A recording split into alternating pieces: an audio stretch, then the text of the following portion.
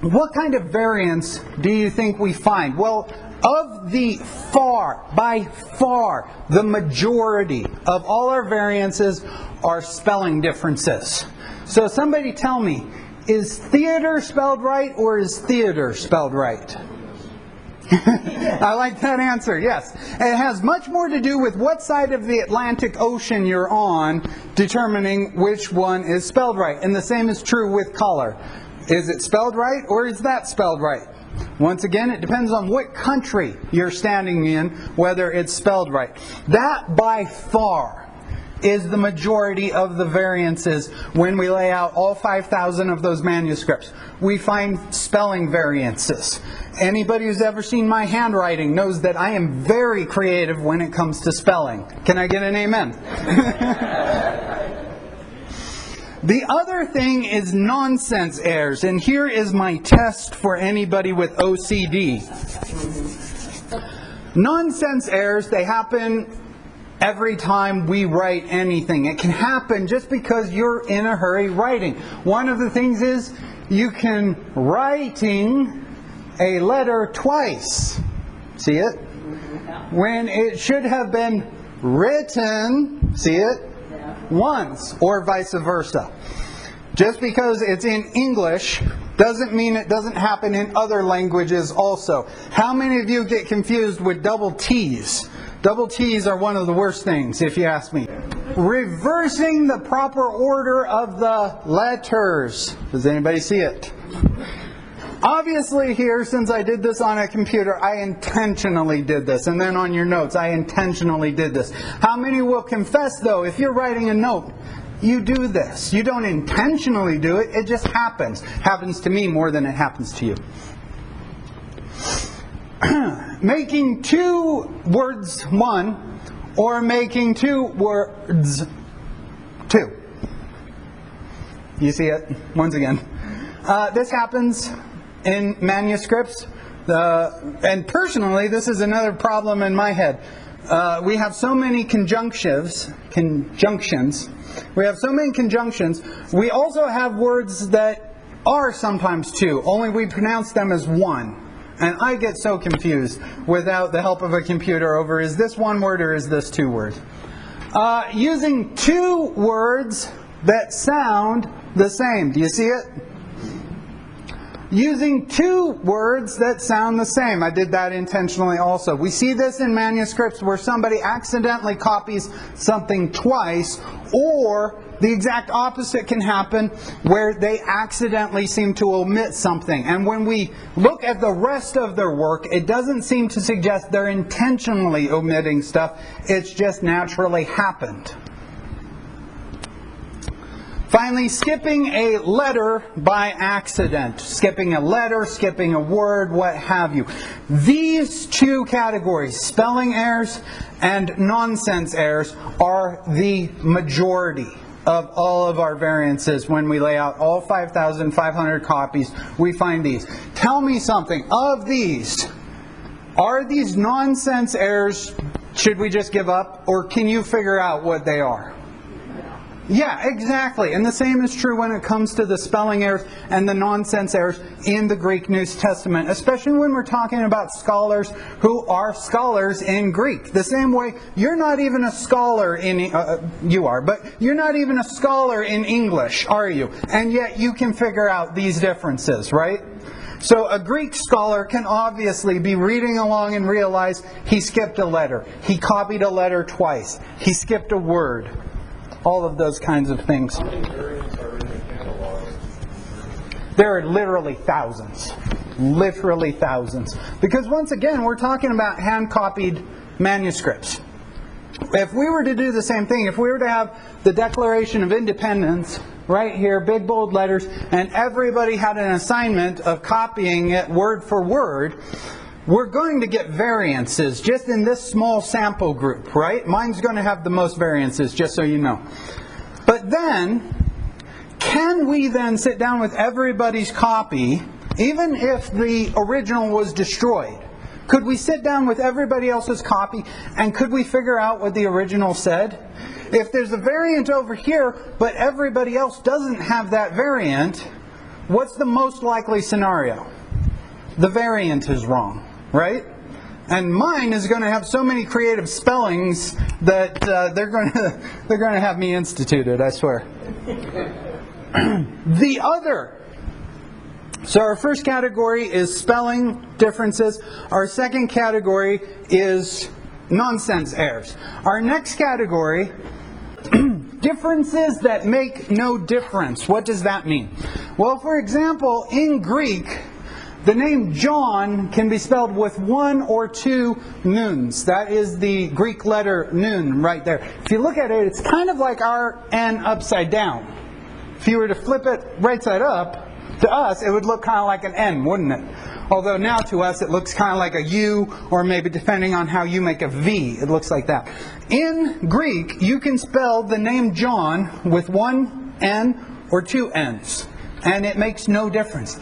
And we find that. We find that several times. We find that with John the Baptist. We find that with John the Apostle. And if John the Elder is a different person, we find it with John the Elder. I think it's the same person, but that's my opinion. When we find that, and we translate that into English, we translate it with one N. Because in English, the name John has one N. Whether it's J-O-N or it's J-O-H-N. Did I get that right? Good. Regardless, that's just how we spell it. So it doesn't matter. The other thing that often happens, we have some copies of Luke and Acts where they have the definite article in front of the proper noun. The shepherds went to find the Mary and the Joseph. The book of Acts talks about the resurrection of the Jesus. He also refers to the Paul. Greek scholars kind of debate, why is this? Because it's not common in Greek. Is it a more formal way of addressing it? That's one of the theories on why some of our manuscripts have the definite article in front of the proper noun. We don't translate it that way into English because we don't speak that way. We can have the definite article in front of a noun, sit at the table, but we don't put the definite article in front of the proper noun. The Christie sat at the table. That would just sound so weird, wouldn't it? And if you started talking like that, people would look at you kind of funny, wouldn't they? So we find variances like this.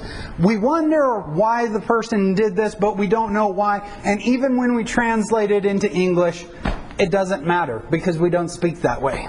Was that ever present, though, in other documents not related to the Bible? That was like maybe some particular dialect or something? And that would be great if we could find that and establish a Greek rule that this is more formal or something like that. It's still unanswered. They don't know why. Sometimes some documents have the definite article in front of it and some don't. You know, we would love to just call the past and say, hey, can you explain this to us, you know? Now, here's another category. It's a rather middle range category. The other two categories are the majority of them. But here we get, it's a meaningful difference, but it lacks witness. And what I mean by that is whatever the variant is, it changes the meaning. Or it adds to the meaning, or it subtracts from the meaning. But lacking witness means it's only present in a few of our manuscripts, or it's very, very late in our manuscripts. A good example of this would be what we call the Johannine comma. The Johannine comma, I give it to you there in your notes.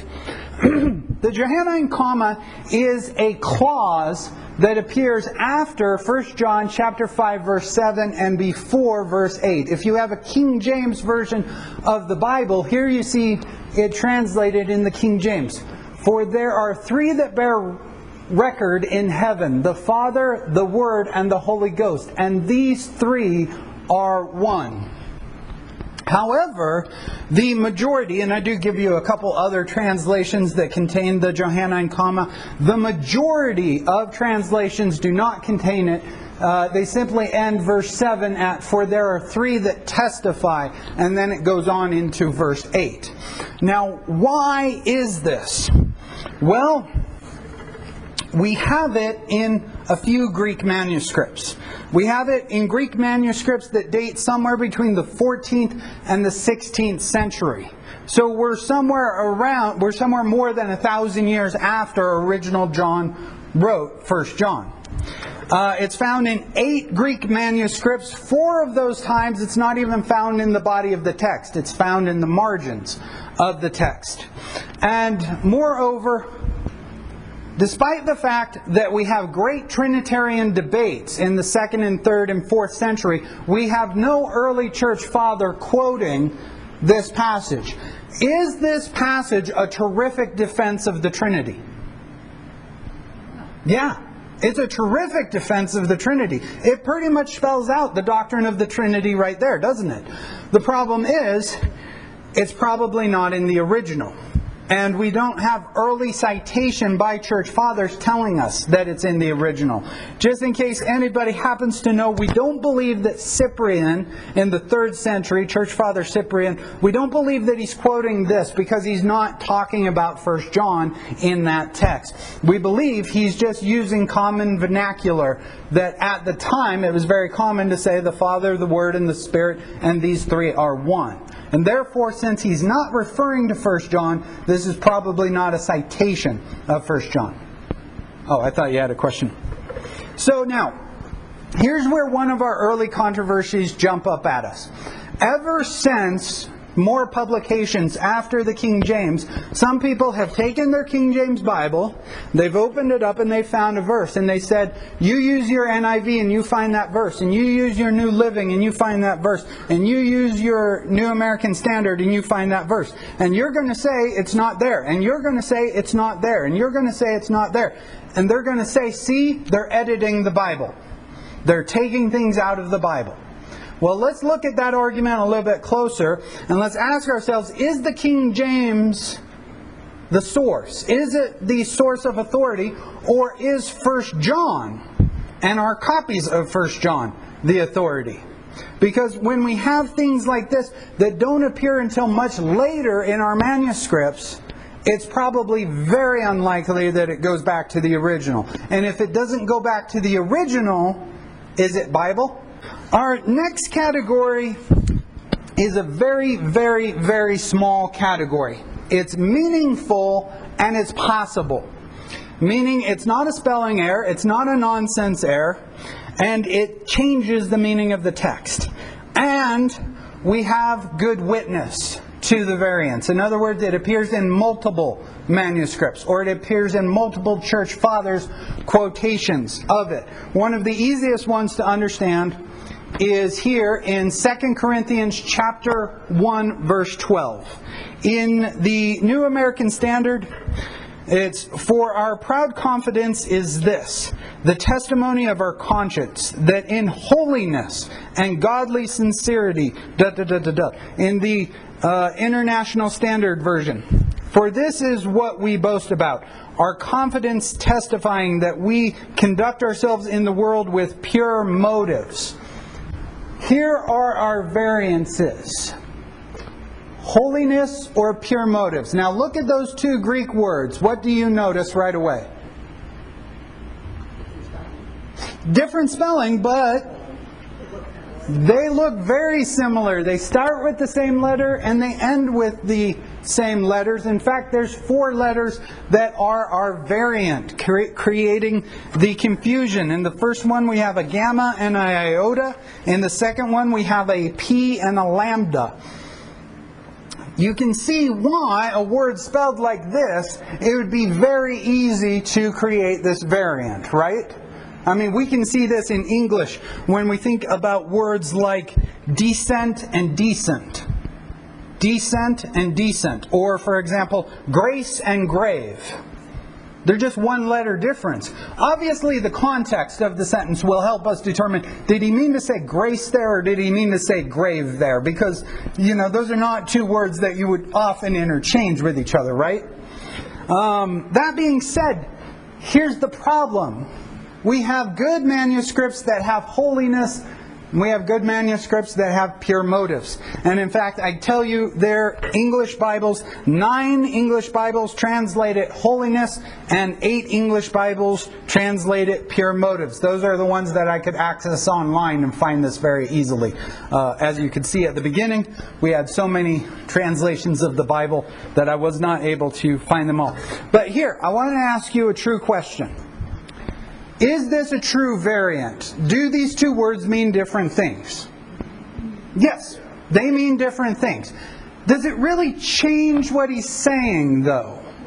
Does it really alter it or give it a completely different? Is he saying that you should live with holiness, or is he saying you should live with pure motives? Either or. They're not that different. Yes, they're different, but they're not that different. What does it change about our knowledge about God? Nothing. What does it change about our knowledge about Christ? What does it change about our knowledge about the church or the Christian message or anything?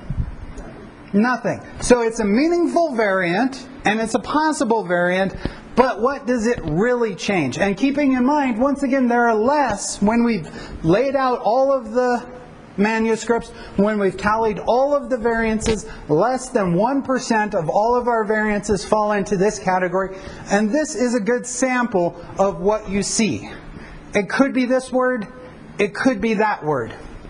We don't know. And yes, it changes the meaning, but it doesn't alter it. It doesn't dynamically change it. There are 2 positions that, if you ask me, so this is my opinion, if you ask me, there are 2 opinions that are completely illogical. One we're going to call the airman position. And that is, because there are differences, we can't figure out anything. It's hopeless. The other position we'll call the certainty position.